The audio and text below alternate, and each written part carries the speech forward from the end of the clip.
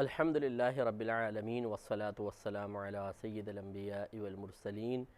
اما بعد فاعوذ باللہ من الشیطان الرجیم بسم اللہ الرحمن الرحیم۔ الحمدللہ الہادی پروگرام میں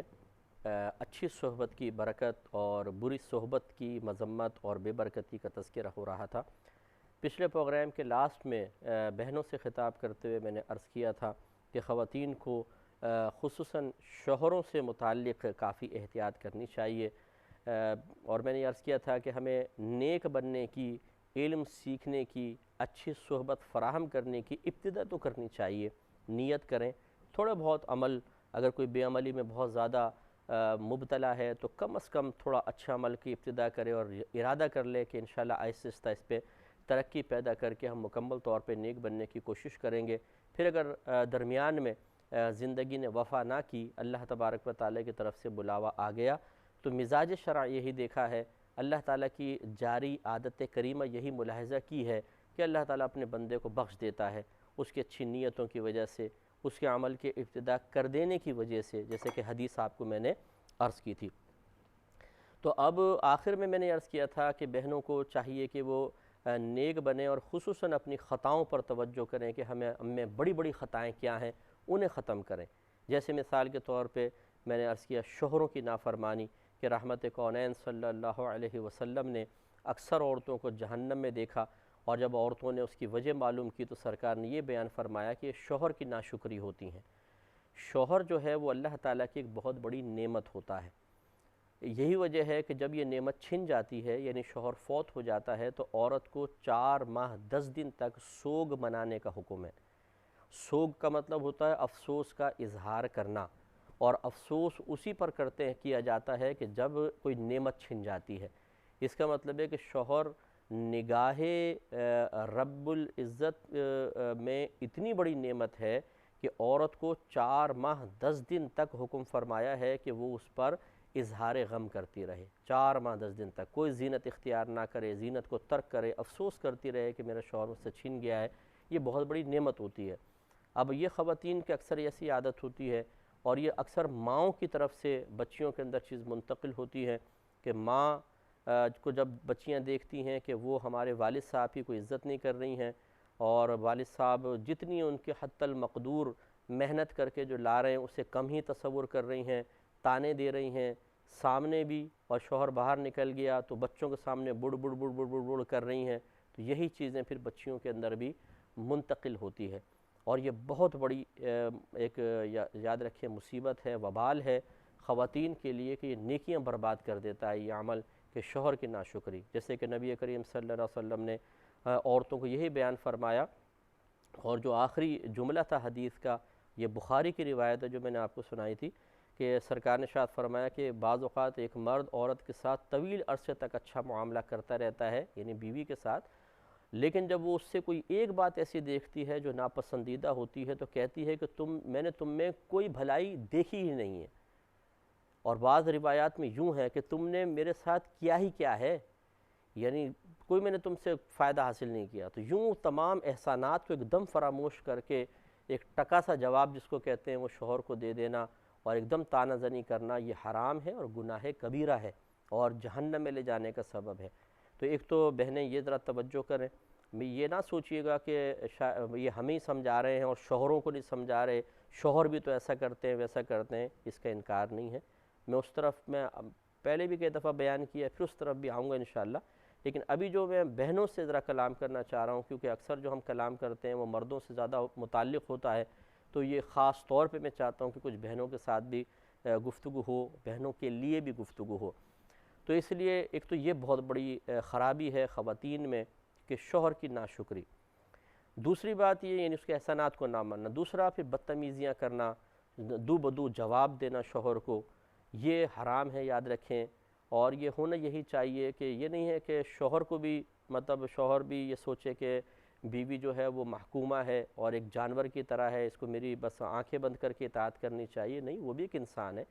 لیکن اللہ تعالیٰ نے شوہر کو ایک حاکم بنایا ہے، عورت کو محکومہ بنایا ہے، عورت کو اس چیز کو سمجھنا چاہیے۔ اب خواتین چاہتی ہیں کہ ہم برابر کے ہو جائیں شوہر کے ساتھ، جیسے اگر شوہر ایک گالی دے گا تو میں بھی ایک گالی دوں، شوہر اگر ایک اچھی بات کرے تو میں بھی اچھی کروں گی، وہ بری کرے گا تو میں بھی نہیں چھوڑوں گی۔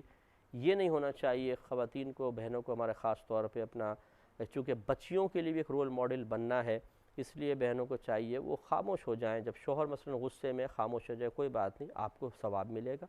اللہ تبارک و تعالیٰ کی رحمت نازل ہوں گی۔ شوہر اگر زیادتی کرے گا تو یہ دنیا میں بھی اس کا وبال بھگتے گا اور آخرت میں پھنسے گا۔ آپ کیوں اپنے لیے آخرت کا وبال جمع کرتی ہیں؟ تو اس لیے بہنوں کو چاہیے کہ شوہر سے بدتمیزیاں کرنا، زبان چلانا، دو بدو جواب دینا، یہ صحیح نہیں ہے۔ یہ عادات بھی ختم کرنی چاہیے۔ اس کے بعد پھر ہے جھوٹ بولنا، جو خصوصاً جہاں جوائنٹ فیملی ہوتی ہیں، خود حرکتیں کر لیں گی، مثلا کب توڑ دیا، اب وہ ساس نے پوچھا کس نے توڑا ہے، پتہ نہیں کس نے توڑا ہے، فلاں نے توڑا ہوگا، فلاں توڑا ہوگا۔ اس طرح یعنی جھوٹ اتنا زیادہ خواتین کے اندر چلتا رہتا ہے، بعض اوقات دوسروں کو متاثر کرنے کے لیے جھوٹ بولتی ہیں، یہ ایک خراب چیز ہے۔ پھر غیبت چغلی جو خواتین میں بہت زیادہ ہے، یہ بہت ہی بری چیز ہے، کیونکہ ابھی ہوتا کیا ہے کہ یہ جاتی ہیں شادی بیاہ میں، دولہا کو دیکھیں گی تو اس پہ تبصرہ شروع کر دیں گی، دلہن کو دیکھیں گی اس پہ تبصرہ شروع کر دیں گی۔ یہ سمجھتے ہی نہیں ہیں کہ یہ غیبت ہے، بلکہ ہم غیبت کوئی کر رہے ہیں، ہم تو بتا رہے ہیں اس کے بارے میں۔ بھئی غیبت کی تعریف تو دیکھیے کیا ہے۔ غیبت کا مطلب یہ ہوتا ہے کسی مسلمان بھائی کی وہ برائی جو اس کی ذات میں موجود ہو، اس کے پیٹھ پیچھے بیان کرنا، یہ غیبت ہے۔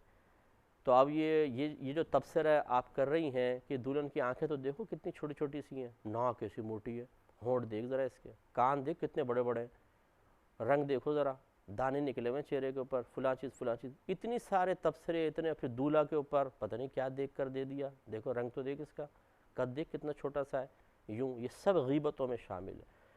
تو یوں اسی طریقے سے پھر شوہروں کی برائیاں بیٹھ کے کرنا،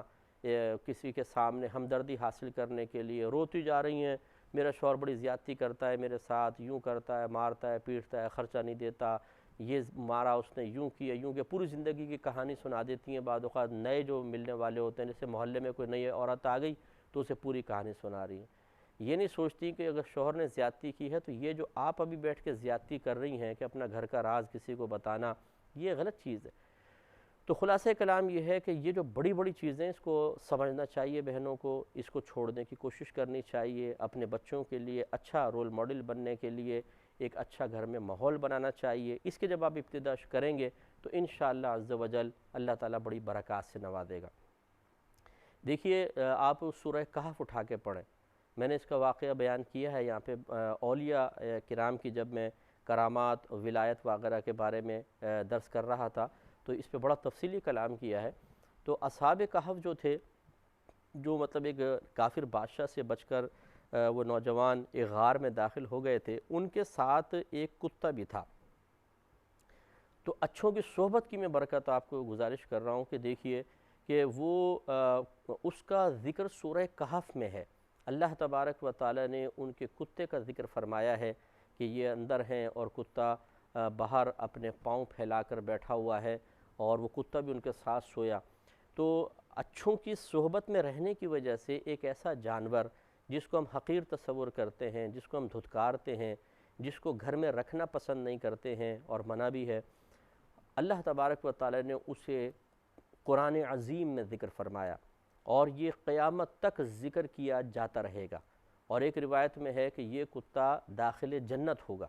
آپ اندازہ کریں۔ اور ایک روایت میں ایسے بھی ہے کہ یہ انسانی شکل میں جنت میں جائے گا، اور جو حضرت موسیٰ علیہ السلام کے زمانے میں بلعام بن باعورہ تھا، ایک شخص جو بہت ہی زیادہ مستجاب الدعوات تھا، اس کی دعائیں بڑی قبول ہوتی تھیں، تو لوگوں نے معاذ اللہ حضرت موسیٰ علیہ السلام کے خلاف اسے دعا کرنے پر ابھارا، تو اس نے منع کیا کہ میں نبی کے خلاف دعا کروں گا تباہ ہو جاؤں گا۔ تو لوگوں نے بہت زیادہ مال کی اس کو آفر کی، جس لالچ میں آ کر اس نے حضرت موسیٰ علیہ السلام کے خلاف دعا کرنا چاہی، تو اس کی زبان کتے کی طرح لٹک کر نیچے آ گئی۔ یہ بھی قرآن میں ذکر ہے، میں نے اس کا بھی بیان کیا تھا، اور وہ کتے کی شکل میں جہنم میں جائے گا۔ معلوم ہوا کہ جو اچھی صحبت چھوڑتا ہے اس کا انجام دیکھنے کیا ہوا، اور جو اچھی صحبت اختیار کرتا ہے اس کا دنیا میں فائدہ دیکھ لیں۔ قرآن میں ذکر ہے، نہ آپ کا ذکر ہے، نہ میرا صراحتاً ذکر ہے، اس کا ذکر ہے، کتنا خوش قسمت ہے وہ، آپ اندازہ کریں۔ اور پھر وہ جنت میں بھی جائے گا بروز قیامت۔ اس لیے اچھوں کی صحبت اختیار کرنا کس قدر باعث برکت ہے، اس پر ہمیں ضرور توجہ کرنی چاہیے۔ تو اس لیے بہنوں کو چاہیے خاص طور پر کہ اپنے بچوں کے لیے ایک اچھا ماحول فراہم کرنے کے لیے، اسی طرح مرد حضرات کو بھی چاہیے کہ وہ بھی ذرا غور و تفکر کر کے اپنے اعمال کی اصلاح کر کے اچھوں کی صحبت میں رہ کر اور خود اچھا بن کر دوسروں کے لیے اچھا ماحول فراہم کر کے آخرت کے راستے کو آسان کریں۔ یوں ہی آپ دیکھیے صحبت کی برکت جو میں آپ کو عرض کر رہا ہوں کہ یہ بخاری کی روایت بھی ہے، اور سیرت نگاروں نے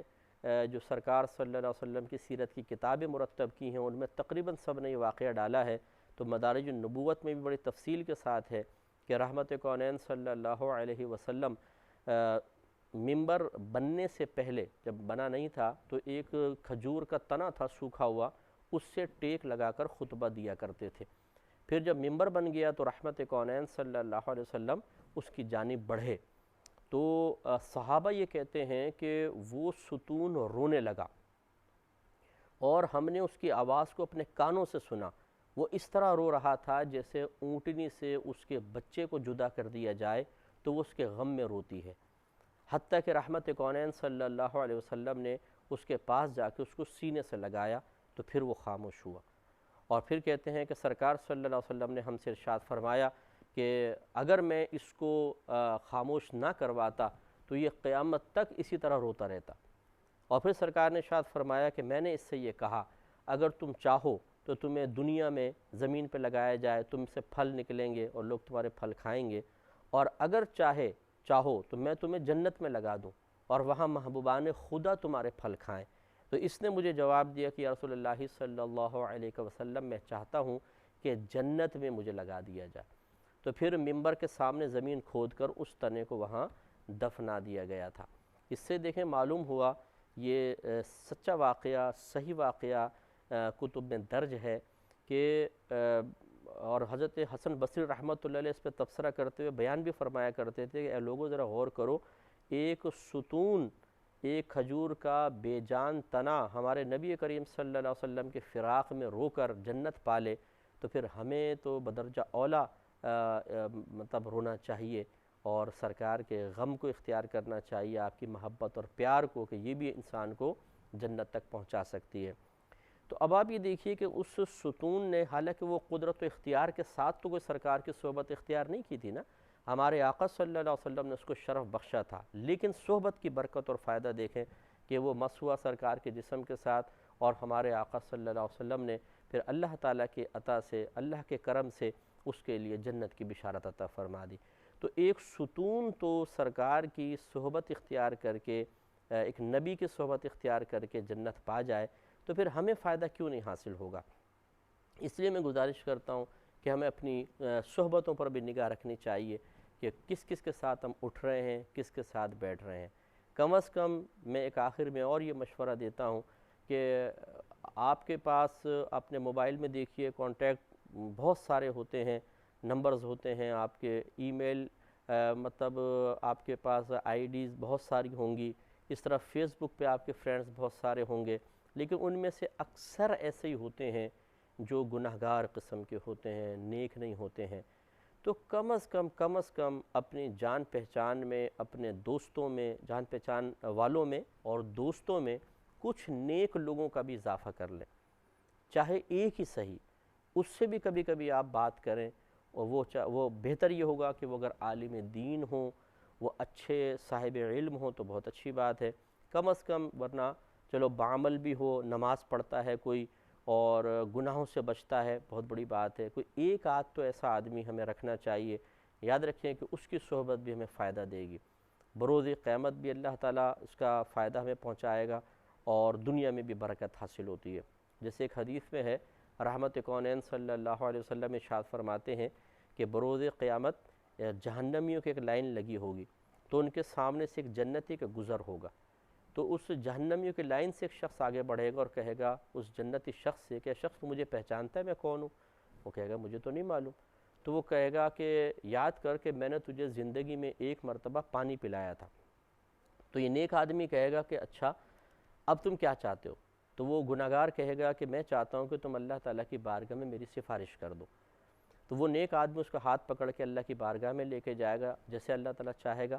اور پھر وہ گزارش کرے گا یا رب کریم اس پانی پلانے کے بدلے میں اس کے حق میں میری سفارش قبول فرما لے۔ تو اللہ تعالیٰ فرمائے گا کہ اپنے بھائی کا ہاتھ پکڑ، اسے بھی جنت میں لے جا۔ تو اس سے ذرا آپ اندازہ کریں کہ ہمارے آقا صلی اللہ علیہ وسلم نے یہ بات کیوں بیان فرمائی۔ یہ اسی لیے بیان فرمائی کہ نیکوں کی صحبت میں رہیں، ان کی تھوڑی بہت خدمت بھی کر لیں، تو بہت اچھی بات ہے کہ یہ بہانہ بن جاتا ہے، بن سکتا ہے آخرت میں آپ کی نجات اور بخشش کا۔ بہتر تو یہی ہے جیسے میں نے گزارش کی کہ ہم خود نیک بنیں، پرہیزگار بنیں، لیکن پھر بھی اگر عمل میں کوئی کمی کوتاہی رہ جائے اور اچھوں کے ساتھ ہمارا تعلق ہو، پیار کا تعلق ہے، محبت کا تعلق ہے، تو پھر انشاءاللہ یہ برکت اور اس کا فائدہ قیامت میں ہمیں حاصل ہو جائے گا۔ اور یہ یاد رکھیں کہ بروں کی صحبت اختیار کریں گے تو میدان محشر میں ایک دوسرے کو سے نفرت کریں گے اگر کوئی برا ہوگا کہ بھئی اس نے مجھے مروا دیا، اس کی صحبت کی وجہ سے ایسا ہوا۔ لیکن جو دنیا کے اندر، اور اس پر بھی ہم نے بڑا طویل بیان کیا تھا، جو دنیا میں اللہ کی رضا کی خاطر ایک دوسرے سے محبت کرتے ہیں، ان سے صرف ملتے ہیں اللہ کے لیے، تو حدیث میں ہے کہ سرکار صلی اللہ علیہ وسلم ارشاد فرماتے ہیں کہ ایسے لوگ بروز قیامت عرش کے سائے میں ہوں گے، اور ان کی پیشانی پر لکھا ہوگا المتحابون فی اللہ، اللہ تبارک و تعالیٰ کے رضا کی خاطر یا اللہ کی راہ میں ایک دوسرے سے محبت رکھنے والے۔ اور رحمت کونین صلی اللہ علیہ وسلم ارشاد فرماتے ہیں کہ ان لوگوں پر انبیاء اور شہداء بھی رشک کر رہے ہوں گے۔ شہداء تو اس لیے رشک کر رہے ہوں گے، انہیں جنت میں جانے کا حکم ہوگا اور یہ عرش کے سائے میں شان سے بیٹھے ہوں گے اس وجہ سے، اور نبی اس وجہ سے کر رہے ہوں گے، یہ نہیں کہ ان کا مقام کوئی نبیوں سے بڑھ جائے گا، بلکہ اس وجہ سے کہ انبیاء علیہ السلام چونکہ اللہ تعالیٰ کی بہت زیادہ معرفت رکھتے ہیں، اور جنہیں اللہ کی بہت زیادہ معرفت ہے وہ اللہ کا اتنا ہی زیادہ خوف رکھیں گے، کیونکہ وہ اللہ کی ذات کی بے نیازی جانتے ہیں۔ اللہ تعالیٰ بہت بے نیاز ہے، کیونکہ وہ کسی کا اثر قبول نہیں کرتا۔